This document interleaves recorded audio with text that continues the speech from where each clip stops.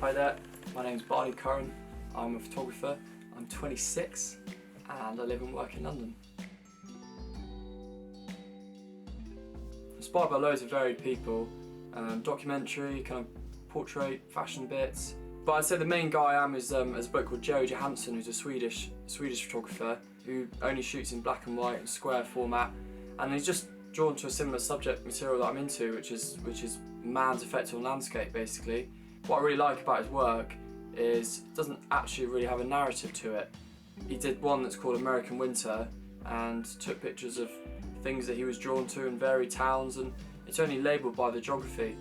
Each photograph that he takes is as strong as the next one. Your eye isn't necessarily drawn to a particular feature of the photo, so if you're photographing a person, it might be the eyes or the face or something like that.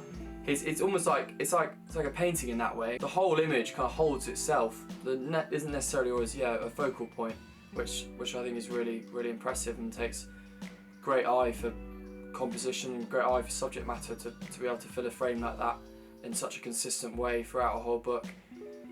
And each image being as strong as the next is a really impressive thing to do. So yeah. I'd say my subject matter's pretty varied. A lot of it comes under is man-made, whether it's man's effect on landscape. Beauty within the mundane is probably another way it could be put. William Eggleston said a nice thing. He said when he was out taking his street photographs, people would ask him, his response would be he'd be photographing life today. So I guess there's a little bit of that. I'm always looking for a certain thing within an image, whether it's form. There's always a slight graphic element to my work, bit of linear kind of lines, good bit of contrast. I'd say for my stuff, a lot of it is in the everyday. Well, is the everyday. So I've just got to be on the street or in the landscape. So a fair amount of walking.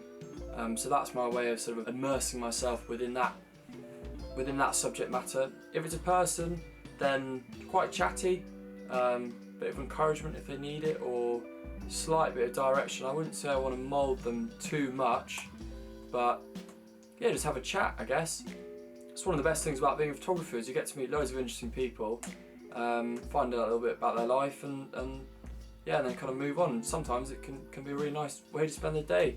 So yeah, that's definitely one of the plus sides.